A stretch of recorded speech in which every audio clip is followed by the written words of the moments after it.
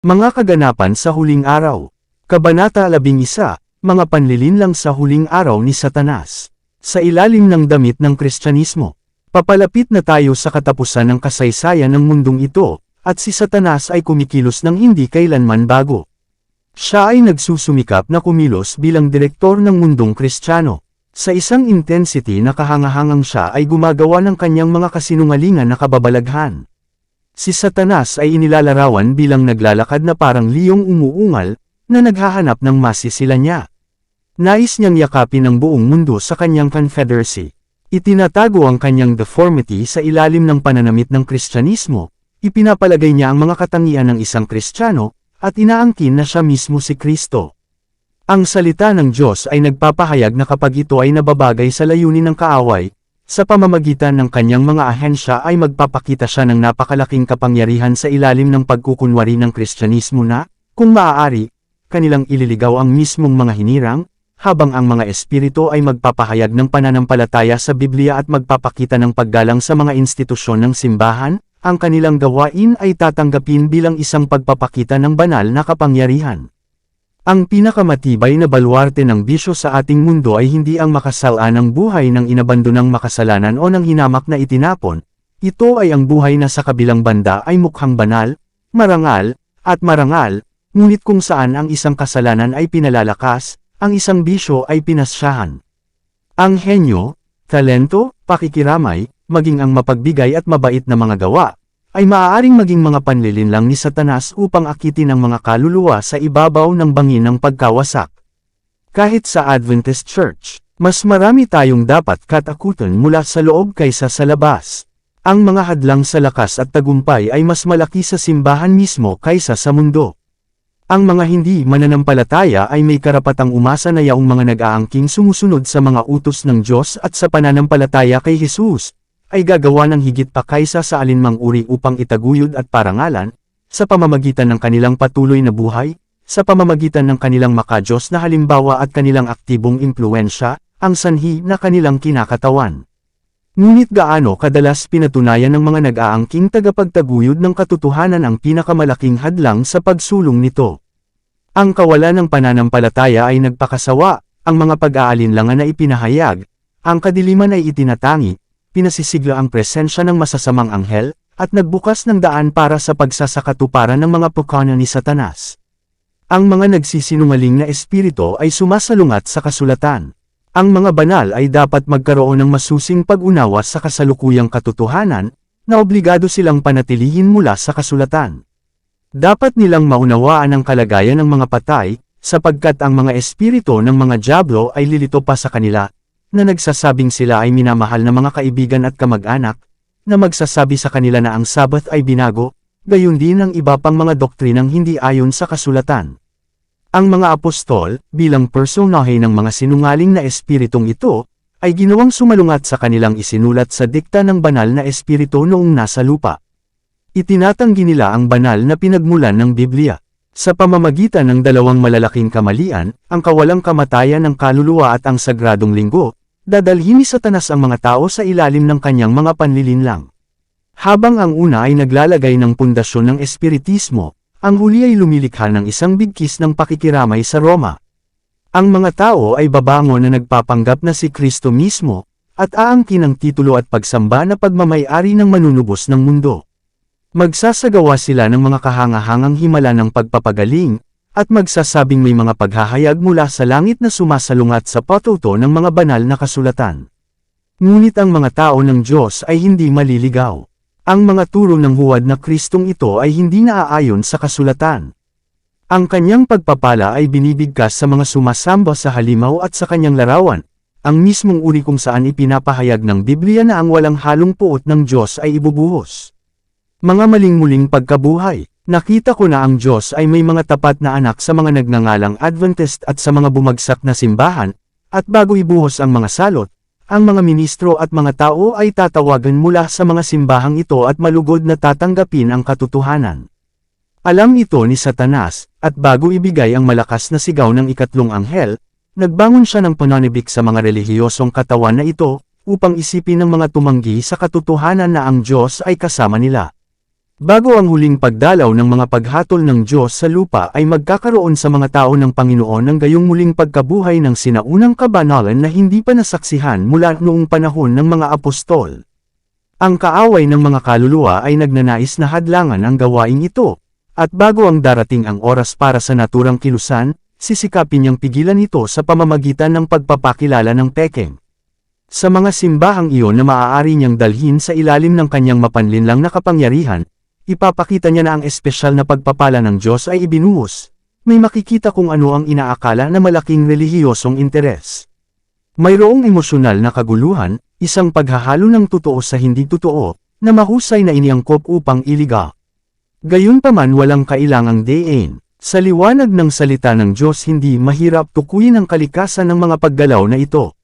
Saan man pinabayaan ng mga tao ang patuto ng Biblia, na tumalikod sa mga malinaw at nakakasubok na katotohanan na nangangailangan ng pagtanggi sa sarili at pagtalikod sa mundo, doon tayo makatitiyak na ang pagpapala ng Diyos ay hindi ipinagkaloob.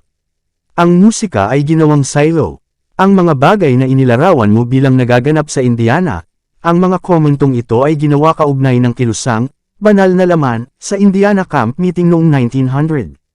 Para sa karagdagang detalye, ipinakita sa akin ng Panginoon na magaganap bago ang pagtatapos ng pagsubok. Ang bawat bastos na bagay ay ipapakita. Magkakaroon ng sigawan, may tambol, musika, at sayawan. Ang mga pandaman ng mga makatuwirang nilalang ay magiging napakalito na hindi sila mapagkakatiwalaan na gumawa ng mga tamang desisyon. Ang ingay ng ingay ay gumugulat sa mga sentido at nababaluktot na kung gagawin ng tama ay maaaring maging isang pagpapala. Ang mga kapangyarihan ng mga satanik na ahensya ay nagsasama sa ingay at ingay upang magkaroon ng karnabal, at ito ay tinatawag na paggawa ng banal na espiritu. Ang mga bagay na nangyari sa nakaraan ay magiging sa hinaharap. Gagawin ni Satanas na isang silo ang musika sa paraan kung saan ito isinasagawa.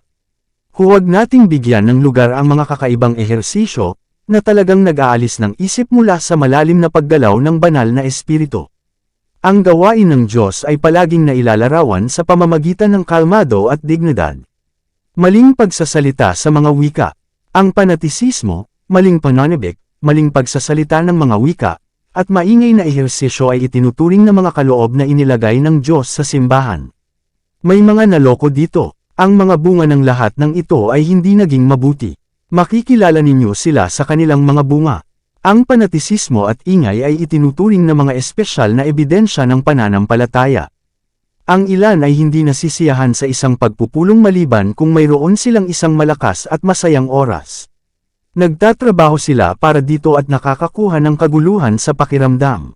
Ngunit ang impluensya ng gayong mga pagpupulong ay hindi kapaki-pakinabang. Kapag nawala na ang masayang paglipad ng pakiramdam ay mas mababa sila kaysa bago ang pagkikita dahil hindi nagmula sa tamang pinagmulan ang kanilang kaligayahan. Ang pinakakapaki-pakinabang na mga pagpupulong para sa espiritual na pagsulong ay yaong mga nailalarawan sa kataimtayman at malalim na pagsasaliksik ng puso, bawat isa ay naghahangad na makilala ang kanyang sarili at, same time at may malalim na pagpapakumbaba, na naghahangad na matuto tungkol kay Kristo. Ang mga masasamang anghel ay nagpapakita bilang tao. Gagamitin ni Satanas ang bawat pagkakataon upang akitin ang mga tao mula sa kanilang katapatan sa Diyos. Siya at ang mga anghel na nahulog kasama niya ay lilito sa lupa bilang mga tao, na naghahangad na manlinlang. Ang mga anghel ng Diyos ay lilito din bilang mga tao, at gagamitin ang lahat ng paraan sa kanilang kapangyarihan upang talunin ang mga layunin ng kaaway. Ang masasamang anghel sa anyo ng mga tao ay makikipag-usap sa mga nakakaalam ng katotohanan. Sila ay mali ang pakahulugan at mali ang kahulugan ng mga pahayag ng mga sugo ng Diyos. Nakalimutan na ba ng mga Seventh-day Adventist ang babala na ibinigay sa ika-6 na kabanata ng Efeso? Tayo ay nakikibahagi sa isang pakikidigma laban sa mga hukbo ng kadiliman. Maliban kung susundin nating mabuti ang ating pinuno, matatamo ni Satanas ang tagumpay laban sa atin. Ang mga masasamang anghel sa anyo ng mga mananampalataya ay gagawa sa ating hanay upang magdala ng isang malakas na espiritu ng kawalan ng pananampalataya. Huwag hayaan kahit na ito ay panghinaan ng loob mo, ngunit magdala ng isang tunay na puso sa tulong ng Panginoon laban sa mga kapangyarihan ng mga satanik na ahensya. Ang mga kapangyarihang ito ng kasamaan ay magtitipon sa ating mga pagpupulong, hindi para tumanggap ng pagpapala, kundi para labanan ang mga impluensya ng Espiritu ng Diyos. Personasyon ng patay. Hindi mahirap para sa masasamang anghel na kumatawan sa parehong mga santo at mga makasalanan na namatay, at gawin itong mga representasyon na nakikita ng mga mata ng tao. Ang mga pagpapakitang ito ay magiging mas madalas, at ang mga pag-unlad ng isang mas nakakagulat na karakter ay lilito habang tayo ay malapit na sa pagtatapos ng panahon. Ito ang pinakamatagumpay at kaakit-akit na panlilinlang ni Satanas, isang kinakalkala upang hawakan ang pakikiramay ng mga taong naglagay ng kanilang mga mahal sa buhay sa libingan. Ang mga masasamang anghel ay dumating sa anyo ng mga mahal sa buhay at iniuugnay ang mga pangyayari na nauugnay sa kanilang buhay, at nagsasagawa ng mga gawa na kanilang ginawa habang nabubuhay. Sa ganitong paraan, pinaniniwalaan nila ang mga tao na ang kanilang mga namatay na kaibigan ay mga anghel, na umaaligid sa kanila at nakikipag-usap sa kanila. Ang mga masasamang anghel na ito, na nag-aakala na mga namatay na kaibigan, ay itinuturing na may isang tiyak na pagsamba sa Diyos-Diyosan, at sa marami ang kanilang salita ay may mas malaking bigat kaysa sa salita ng Diyos. Siya, si Satanas, ay may kapangyarihang dalhin sa harap ng mga tao ang hitsura ng kanilang mga yumaong kaibigan. Ang peke ay perpekto, ang pamilyar na hitsura, ang mga salita, ang tono, ay muling ginawa ng may kahangahangang pagkakaiba. Marami ang haharapin ng mga espiritu ng mga dyablo na nagpapakilala sa mga minamahal na kamag-anak o kaibigan at idineklara ang pinakamapanganib na mga maling pananampalataya. Ang mga bisitang ito ay aapela sa aming pinakamagiliw na pakikiramay at gagawa ng mga himala upang mapanatili ang kanilang mga pagpapanggap. Si Satanas ay persona kay Kristo. Ang kaaway ay naghahanda upang linlanggan ang buong mundo sa pamamagitan ng kanyang kapangyarihang gumagawa ng himala. Siya ay ipagpalagay na ang mga anghel ng liwanag upang maging personahe Hesukristo. Kung ang mga tao ay napakadaling naliligaw ngayon, paano sila tatayo kapag si Satanas ay magpapakataw kay Kristo at gagawa ng mga himala? Sino ang hindi matitinag sa kanyang mga maling representasyon kung gayon, nagpapanggap na siya si Kristo samantalang si Satanas lamang ang nagpapanggap bilang persona ni Kristo at tila gumagawa ng mga gawa ni Kristo? Si Satanas ay kukuha sa larangan at magpapakataw kay Kristo. Magkakamali siya, mag-apply ng mali, at maglilihi sa lahat ng posibleng makakaya niya. Ang isang kapangyarihan mula sa ibaba ay kumikilos upang maisakatuparan ang mga huling magagandang eksena sa drama. Si Satanas ay darating bilang Kristo, at gumagawa ng lahat ng panlilinlang ng kalikuan sa mga taong nagbubuklod sa kanilang sarili sa mga lihim na samahan. Si Satanas ay kahawig ni Kristo sa bawat partikular. May hangganan na hindi malalampasan ni Satanas, at dito tinawag niya ang panlilinlang upang tulungan siya at huwad ang gawain na wala siyang kapangyarihang gampanan. Sa mga huling araw ay lilito siya sa paraang magpapapaniwala sa mga tao na siya ang Kristo na dumating sa ikalawang pagkakataon sa mundo. Talagang babaguhin niya ang kanyang sarili bilang isang anghel ng liwanag. Ngunit habang dadalhin niya ang pagpapakita ni Kristo sa bawat partikular, hanggang sa hitsura lamang, wala itong malilinlang kundi yaong, tulad ni Paraon, ay naghahangad na labanan ang katotohanan. Bilang pinakamataas na gawain sa dakilang drama ng panlilinlang, si Satanas mismo ang magpapakataw kay Kristo. Ang simbahan ay matagal nang nagpahayag na tumitingin sa pagdating ng tagapagligtas bilang katuparan ng kanyang pag-asa. Ngayon ang dakilang manlilinlang ay magpapakita na si Kristo ay dumating na. Sa iba't ibang bahagi ng lupa, ipapakita ni Satanas ang kanyang sarili sa mga tao bilang isang marengel na nilalang na may nakasisilaw na ningning. Nakahawig ng paglalarawan ng anak ng Diyos na ibinigay ni Juan sa pahayag. Apokalipsis Kapitulo 1 versikulo 13 hanggang 15. Ang kaluwalhati siyang nakapaligid sa kanya ay hindi matatawaran ng anumang bagay na nakita pa ng mga mortal na mata. Ang sigaw ng tagumpay ay umalingaw sa himpapawid, si Kristo ay dumating na. Dumating na si Kristo. Ang mga tao ay nagpapatira pa bilang pagsamba sa harap niya, habang itinataas niya ang kanyang mga kamay at binibigkas ang pagpapala sa kanila, tulad ng pagpapala ni Kristo sa kanyang mga disipulo noong siya ay nasa lupa. Ang kanyang boses ay malambot at mahina, ngunit puno ng himig. Sa malumanay, mahabagin na tono ay ipinakita niya ang ilan sa parehong mapagbiyaya, makalangit na mga katotohanan na binigkas ng tagapagligtas.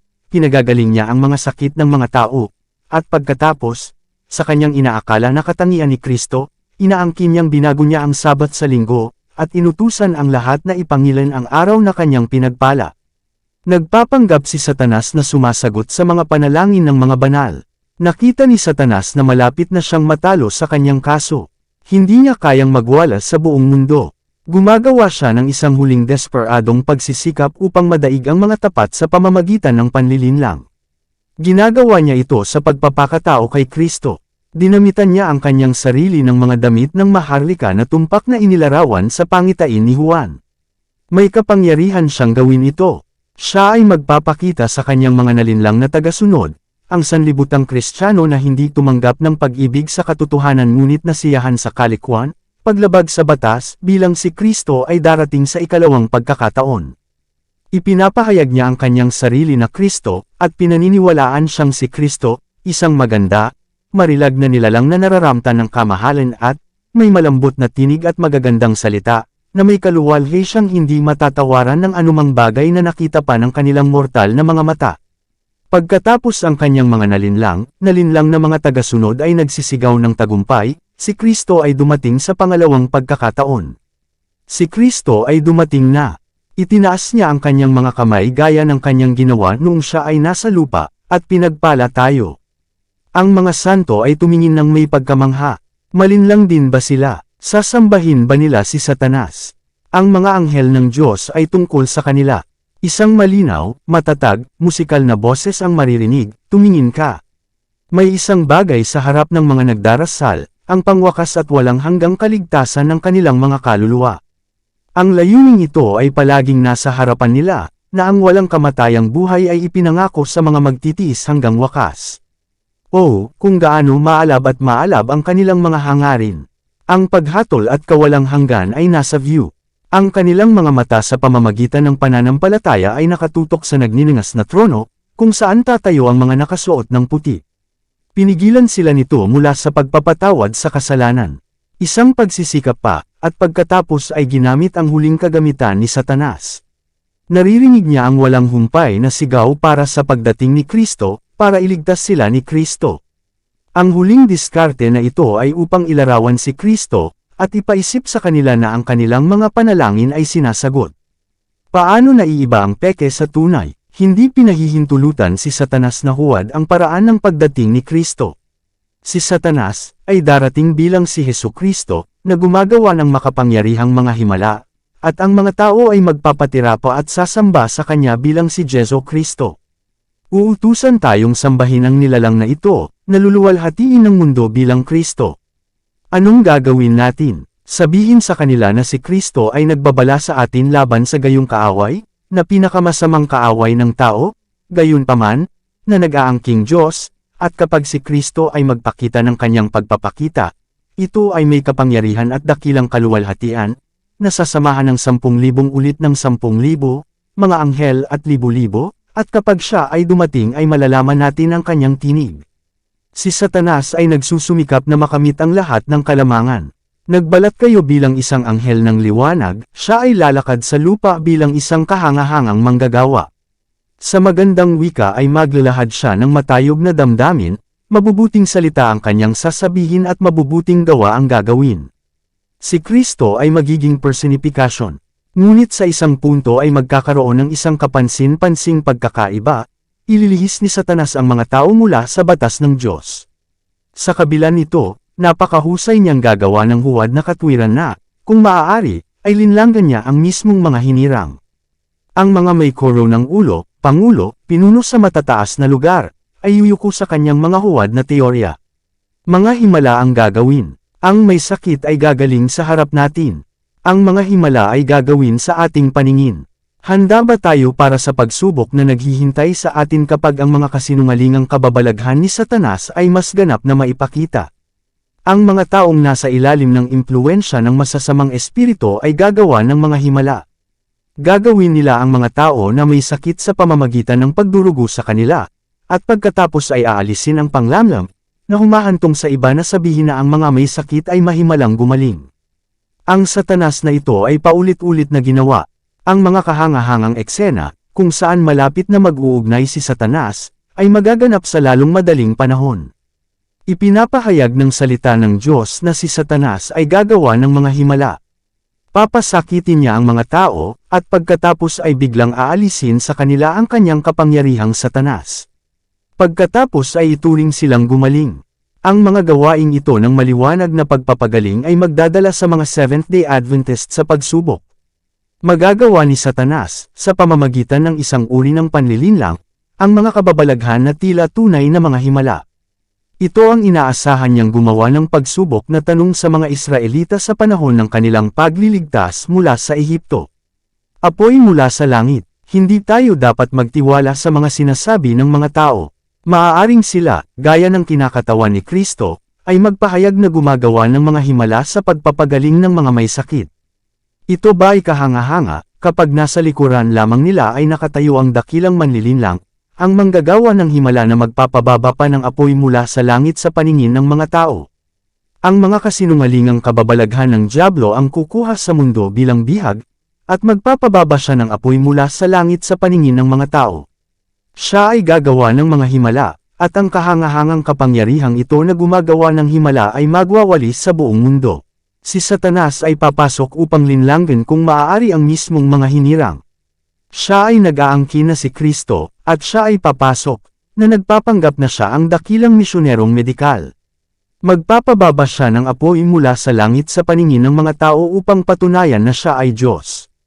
Nakasaad sa salita na ang kaaway ay gagawa sa pamamagitan ng kanyang mga kinatawan na humiwalay sa pananampalataya, at sila ay tila gagawa ng mga himala, hanggang sa pagbaba ng apoy mula sa langit sa paningin ng mga tao. Gumagawa siya ng mga dakilang kababalaghan, na anupat pinababa niya ang apoy mula sa langit sa lupa sa paningin ng mga tao, at dinadaya ang mga nananahan sa lupa sa pamamagitan ng mga himalang yaon na may kapangyarihan siyang gawin. Apokalipsis Kapitulo 13 versikulo 13. 14. Walang mga pagpapanggap lamang ang inihula dito. Ang mga tao ay nalinlang ng mga himala na may kapangyarihang gawin ng mga ahente ni Satanas, hindi na kanilang ginagawa. Si Satanas ay magiging Diyos. Sa panahong ito ay lilito ang Antikristo bilang ang tunay na Kristo, at pagkatapos ay ganap na mawawala ng bisa ang batas ng Diyos sa mga bansa ng ating mundo. Ang paghihimagsik laban sa banal na kautusan ng Diyos ay magiging ganap na hinog. Ngunit ang tunay na pinuno ng lahat ng paghihimagsik na ito ay si Satanas na nakadamit bilang isang anghel ng liwanag. Ang mga tao ay malilinlang at itataas siya sa lugar ng Diyos, at magiging Diyos siya. Ngunit ang omnipotence ay mamagitan, at sa mga apostatang simbahan na nagkakaisa sa kadakilaan ni Satanas, ang hatol ay ilalabas, kaya't ang kanyang mga salot ay darating sa isang araw, kamatayan, at pagdadalamati, at tagutom, at siya ay lubos na susunugan sa apoy, sapagkat malakas ang Panginoong Diyos na humahatol sa kanya. Apokalipsis Kapitulo 18 versikulo 8, habang nalalapit ang ikalawang pagpapakita ng ating Panginoong Jesu Kristo, ang mga satanic na ahensya ay inilipat mula sa ibaba. Si Satanas ay hindi lamang lilito bilang isang tao, ngunit siya ay magiging personahe na si Hesukristo, at ang mundo na tumanggi sa katotohanan ay tatanggap sa kanya bilang Panginoon ng mga Panginoon at Hari ng mga Hari. Ang mga himala ay walang patunay. Pumunta sa Diyos para sa inyong sarili, manalangin para sa banal na kaliwanagan, upang malaman ninyo na alam ninyo kung ano ang katotohanan, na kapag ang kahangahangang kapangyarihang gumagawa ng himala ay ipinakita, at ang kaaway ay dumating bilang isang anghel ng liwanag, maaari ninyong makilala ang pagitan ng tunay na gawain ng Diyos at ang panggagaya na gawain ng mga kapangyarihan ng kadiliman. Ang paraan kung saan gumawa si Kristo ay upang ipangaral ang salita, at upang mapawi ang pagdurusa sa pamamagitan ng mga mahimalang gawa ng pagpapagaling. Ngunit itinuro sa akin na hindi na tayo makakagawa ngayon sa ganitong paraan. Ang mga himala ay sasamahan ng ministeryo ng mga tao ng Diyos sa ilalim ng malakas na hiyaw. Tingnan ang Kabanata 14, ngunit wala silang kabuluhan na ginawa nila noong panahon ni Kristo.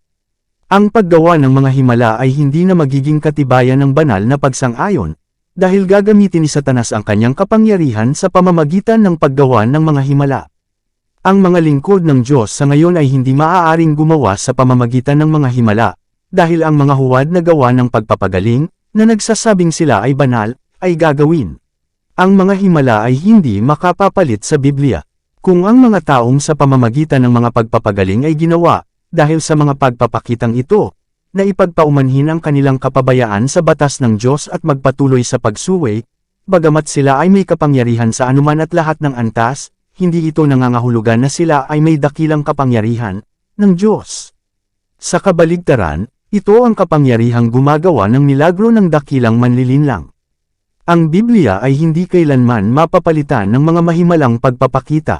Ang katotohanan ay dapat pag-aralan, ito ay dapat hanapin bilang nakatagong kayamanan. Ang mga kahangahangang liwanag ay hindi ibibigay bukod sa salita o kahalili nito. Kumapit sa salita, tanggapin ang nakaukit na salita na magpaparunong sa tao tungo sa kaligtasan. Ang huling malaking maling akala ay malapit ng magbukas sa harap natin.